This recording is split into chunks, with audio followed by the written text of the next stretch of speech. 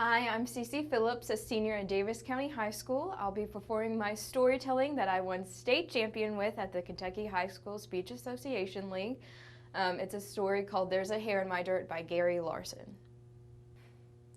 Beneath the floor of a very old forest, nestled in among some nice, rich topsoil, lived a family of worms. Earthworms, to be exact. One evening, the three of them, father, mother, and their little worm son, sat down to their usual evening dinner. Dirt. As they had just begun to dine, the little worm, staring wide-eyed at his meal, suddenly, there's a hair in my dirt. And sure enough, there it was, plain as day.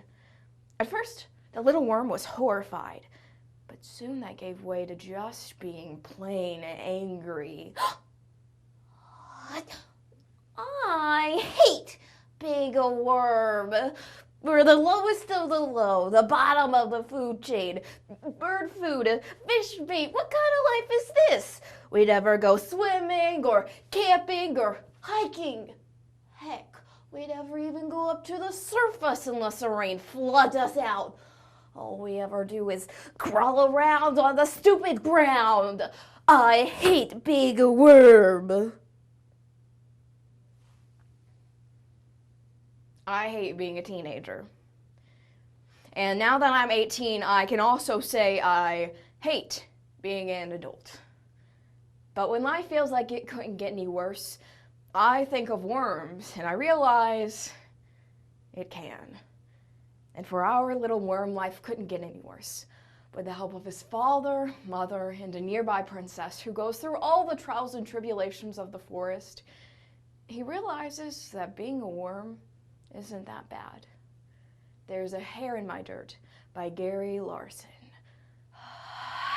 Mother Worm looked from her pouting son to Father Worm. She'd always tried to make their home as cheery as possible, even going so far as to setting silverware on the table.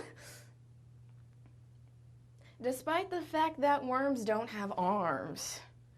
But Father Worm, a proud invertebrate, glared at what he considered to be an ungrateful and ignorant son. Well, let me get this straight.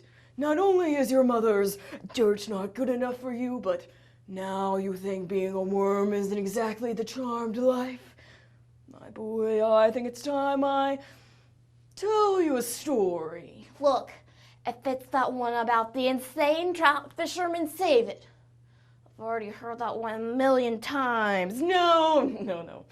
Although that is a great story, this is a story with a happy ending. So Father Worm cleared his throat and told his son this story. If I may. Once upon a time, in a forest not too far from here, lived a beautiful young maiden named Harriet. And one lovely spring morning, Harriet decided to take a stroll along her favorite woodland trail. Oh, what wondrous things will I see today? And so she began. Within her first steps, Harriet came across a family of squirrels bounding towards her, unafraid and looking for possible treats. But being quick to accommodate them, Harriet gathered nuts from a nearby tree. Oh, you're all so cute. Cute?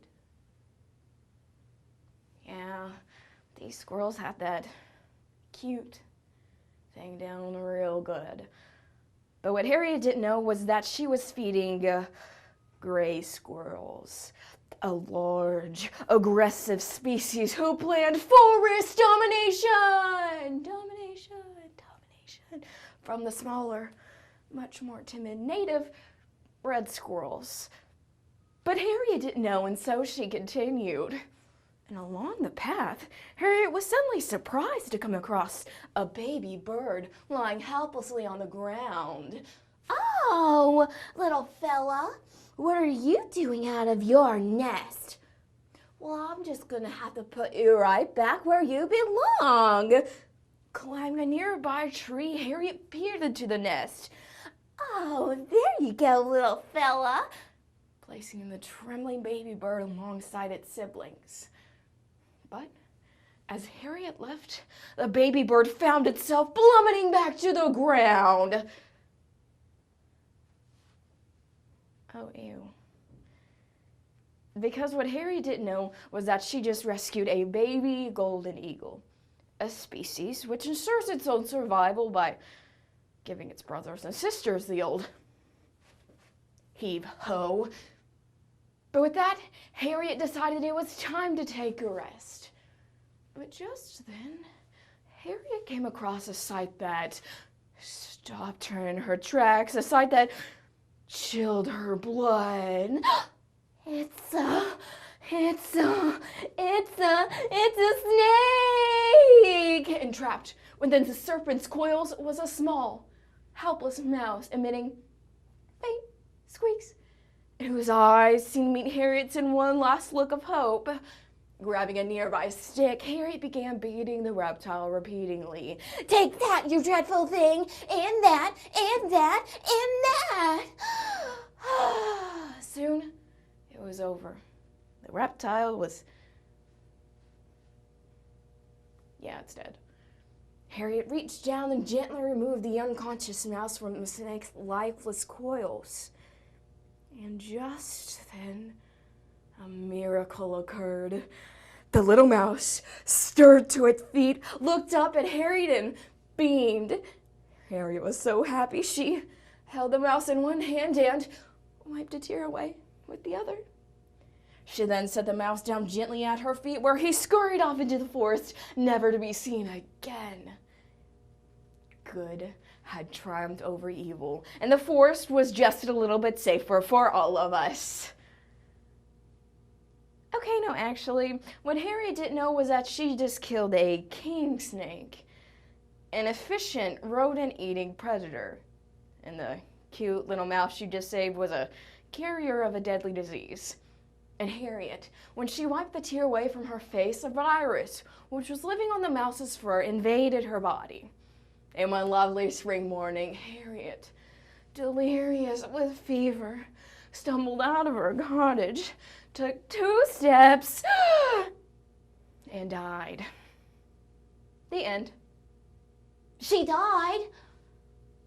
What the heck kind of story is that? Well, thanks, Dad. I'm really full of wormy feelings now. My boy, I don't think you quite grasp the point of the story. The point is, Harriet loved nature. But loving nature and understanding it are not the same thing. That's the fateful key Harriet missed. The key to understanding nature. Father Worm then sat back and stretched himself out to his full, glorious 3.5 inches. Take us worms, for example. We plow, till, poop. Without us, no plants. No plants, no humans, no life. The little worm sat there for a moment thinking about what his father had just told him. You know, he was right. He was feeling a little bit better about his lot in life. Maybe even a little proud. But just then he remembered, wait, I thought you said that story had a happy ending. That did not have a happy ending. Well, it does if you're a worm. Father Worm then stretched himself out across the table as close as he could get to his son's face. Which brings me back to that hair in your dirt. Or should I say, Harriet?